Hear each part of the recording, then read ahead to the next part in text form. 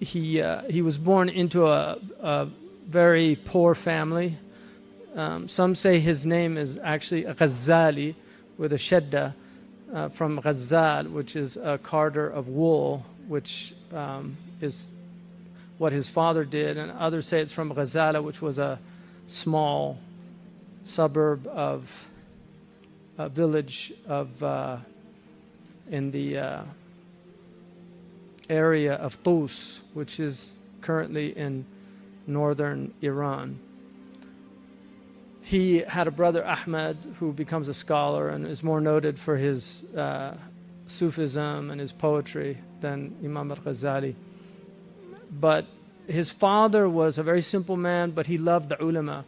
And he did not have the opportunity to study when he was young, but he really loved knowledge and he loved the ulama.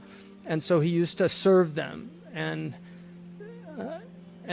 because of that, some of the Qawm say that he was given these two great sons by Allah out of his love for the ulama, Allah, and his service towards them. He was given these sons, but he died when Imam al-Ghazali was probably about 5 or 6 years old, and he left in his will a small amount of money that he had, and entrusted a very pious man in the village to take care of him and his brother. But that money ran out pretty quickly, and so the man who was caretaking for the two of them actually put them in a madrasa, because in those days you could go to a madrasa and you would get bread and water and maybe some soup and lodgings. And so Imam al-Ghazali was famous for saying, تعلمت العلم لغير الله فأبى أن يكون إلا لله. I learned knowledge for other than the sake of Allah, but knowledge refused to be other than for the sake of Allah. In other words, that he entered into the madrasa because he needed a place to live and eat as a young boy. But his knowledge ended up being for Allah, even if that wasn't the original intention. His first teacher, he had one Ibn Saraj and Ar-Razkari. These two were probably, he surpassed them pretty quickly. He then went, when he was still very young, he went to Nisapur, which was part of the Seljuk. And the Seljuks have different, like this was part of the Seljuk dynasty, but the Seljuks, there's the Seljuks of Central Asia, the Seljuks of Sham and Iraq, and then the Seljuks of Anatolia. So they're all from the same ethnic group, but they actually have different centers of their empire. And the Seljuks here were in power. They were a great dynasty, and they were great defenders of the Sunnah. And they were up against the occultic element of the Hermetic botany element that threatens orthodoxy. So they actually fought that element. And Imam al-Ghazali aligns with them. But he went and he studied, before he reached 20, he went and he studied in Nisapur. And he had some great teachers, but he surpassed them all. There's no teacher that he had that he would eventually surpass him, including Abu Ma'ali al-Juwayni. So when he was on his way back to Tus, he had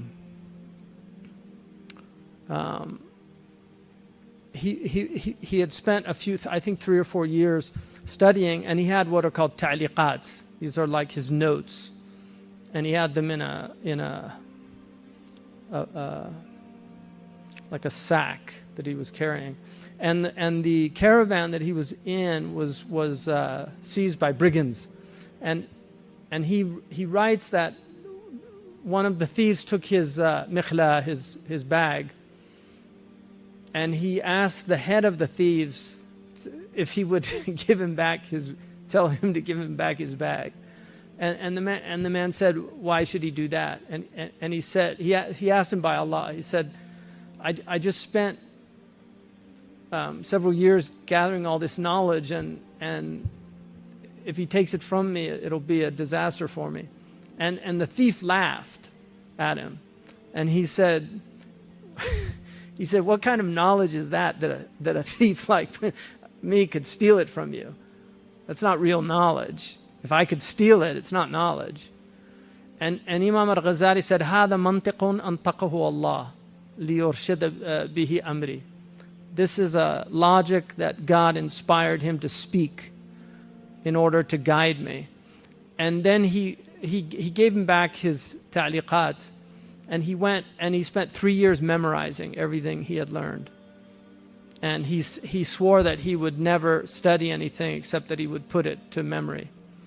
And he had a phenomenal memory, but this is what he did. So after this, he begins to study with Abu Ma'ali al-Juwayni, Imam al-Haramain. And Imam al-Haramain is a very important figure in our tradition, because he takes usul al-fiqh. And what's important to note is Imam al-Ghazali is considered by many a Sufi. The reality of it is that he was probably one of the most, I think, really striking critics of Sufism. If you read in the Ihya, if you read At-Tabyin, you will see that he's actually, in fact, he ends his book At-Tabyin on a chapter on the Sufis, and he said that, you know, of all these different groups he's been talking about, this is the most deluded group.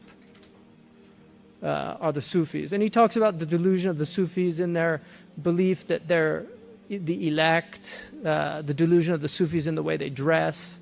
He talks about the fact that they used the religion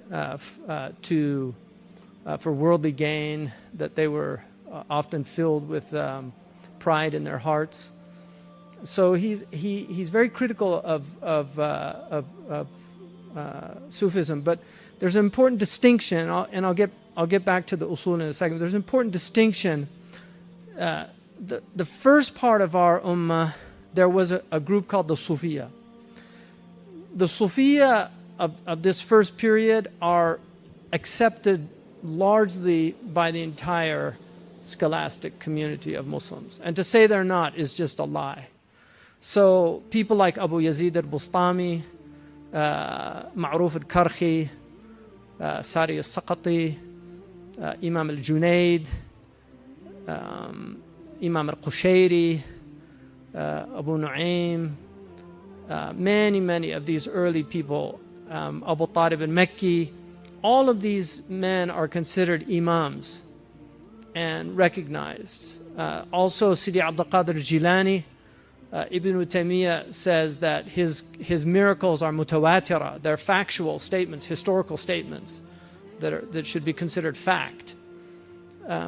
So this idea that tasawwuf is a bid'ah or an innovation in the religion is very alien to the tradition. To say that is alien. But that does not mean that everyone who calls himself a Sufi is somehow acceptable. On the contrary, there is a lot of deviance in tasawwuf and amongst the Sufis.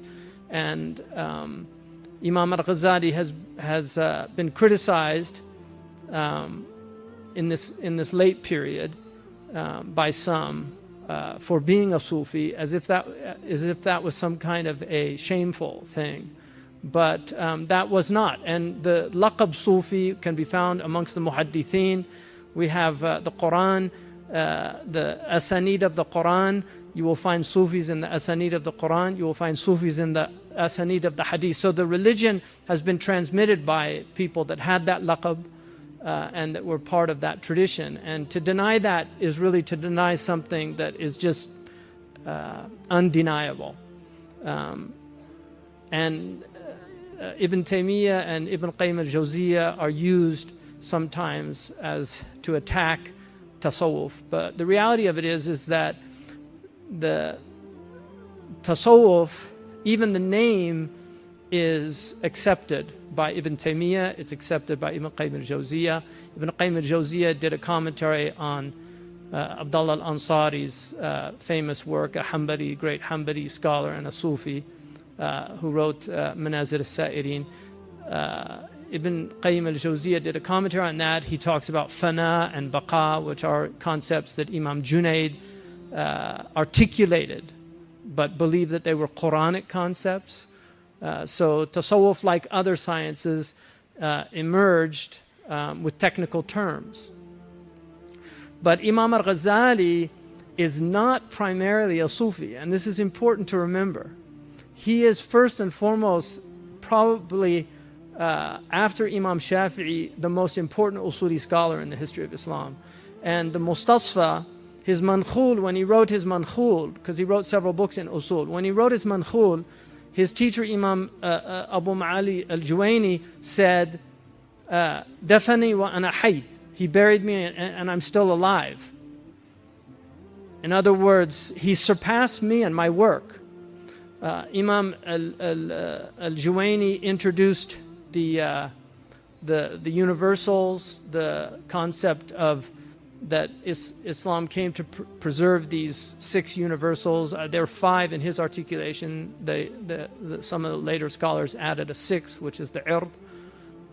So hifdhu deenan, thumma nafsan, mal, nasab, ومثله عقل وعرض قد وجب, like Imam al-Laqani says, that the hifdhu deen, preservation of the religion, preservation of the self, of life, preservation of wealth, property, preservation of family, preservation of the intellect, and preservation of dignity, human dignity. These are the 6 universals that Islam came to preserve and protect. And everything in our usul can be reduced to the protection of one of these 6 universals.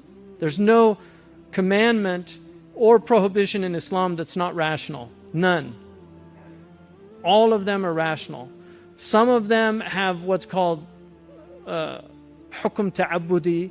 In other words, the rational meaning is not understood by us. For instance, why we pray 3 rak'ats at Maghrib and 2 at Subh. We don't know. But we know why we pray rak'ats. That's rational. So the other one, we believe there's a hikmah in it, but it's been hidden from us. Some people have explored those things, but generally there's nothing in our tradition that would be definitive.